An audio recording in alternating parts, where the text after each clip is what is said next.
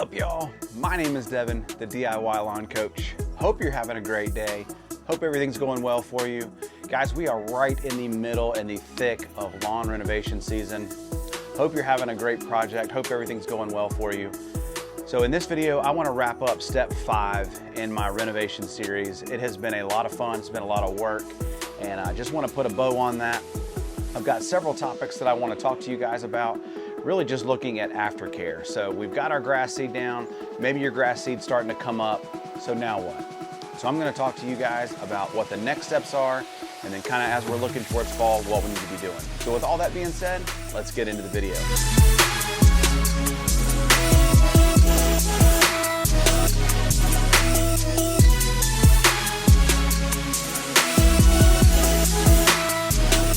So one of the hardest things to do when we're growing grass seed is to remain patient.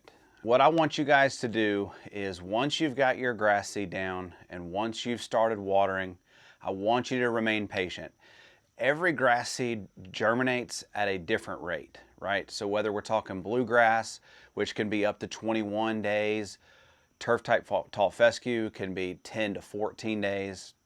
I know on the internet we like to put out, oh, my grass seed came up in 4 days, and that is true. I did have some grass seed come up in 4 days, but in all honesty, that is with perfect conditions. This project, we applied the grass seed what I would call a little bit early.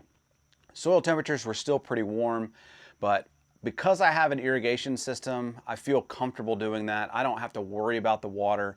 So yes, I did have grass come up in 4 days. That's not always the case. Don't be, hoodwinked into thinking that if my grass seed doesn't come up in 4 days, I got to throw down more grass seed. I guess the advice I want to give you is just stay with the process, stay consistent, make sure you're watering.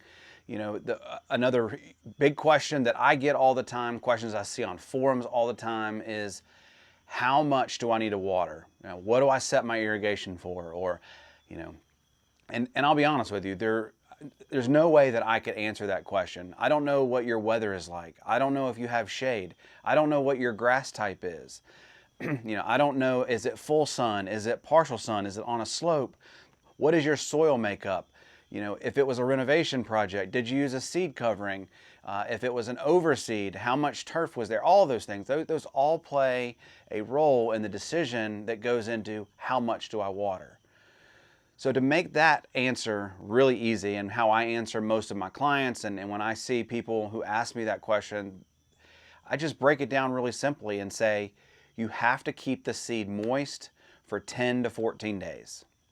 And they're like, well, how long is that? Well, if I were to tell you a ballpark, I would say water 4 times a day for 3 to 5 minutes per run. Again, if it's 90 degrees outside, that's not going to be enough.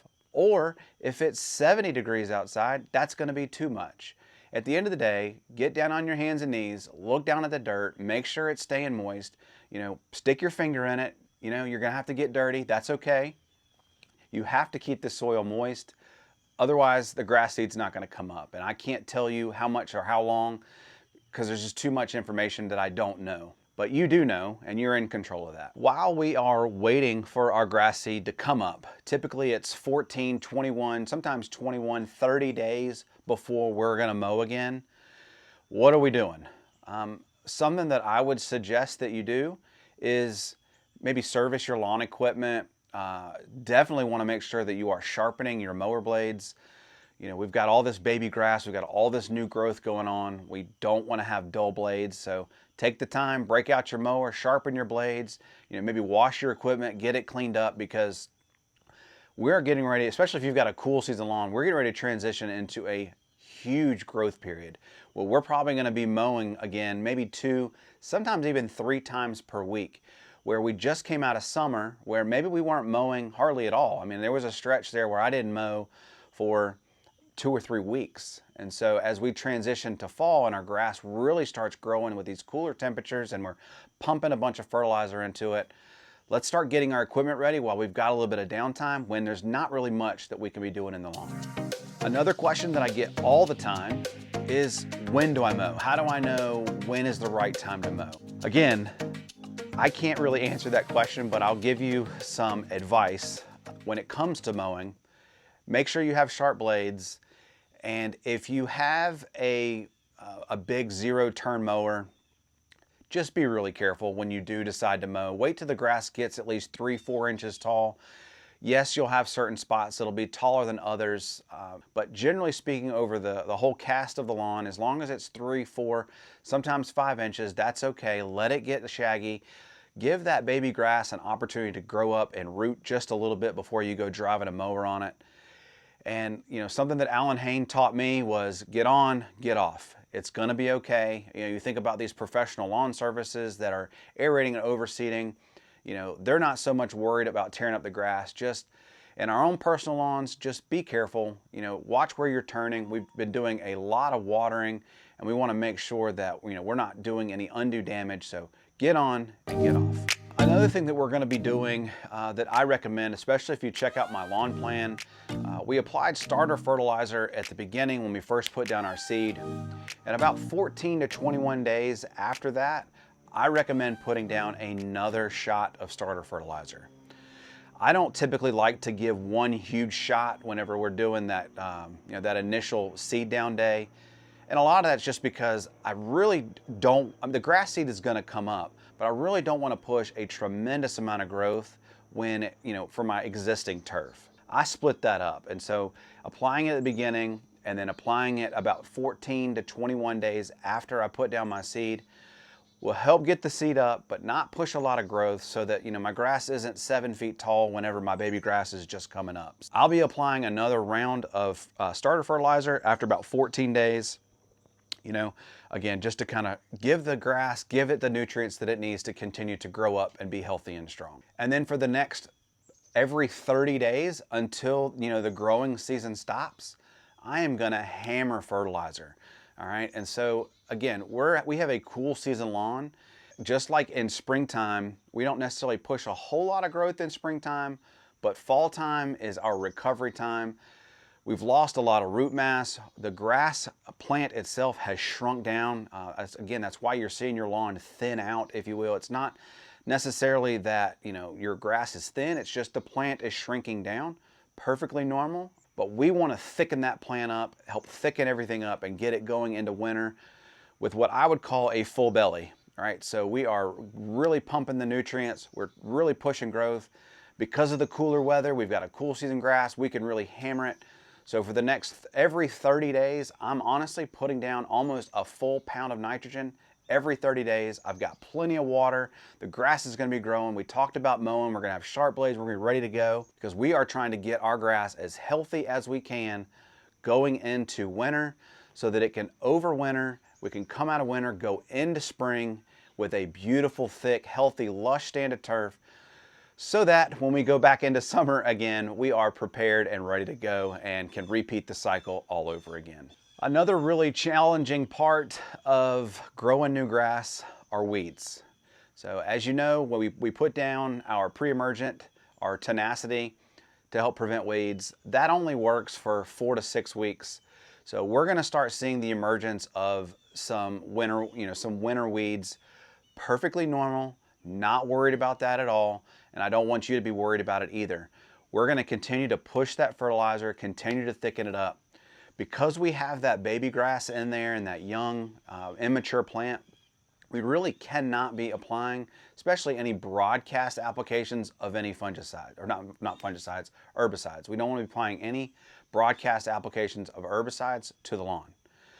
But I'll tell you, don't underestimate the power of hand pulling weeds. You know, once the grass kind of gets established, if you want to start going out and hand picking, that's something that I do. You know, if you've got big, you know, big weeds out there that, you know, you're trying to pull, just hand pull them. That's a great way.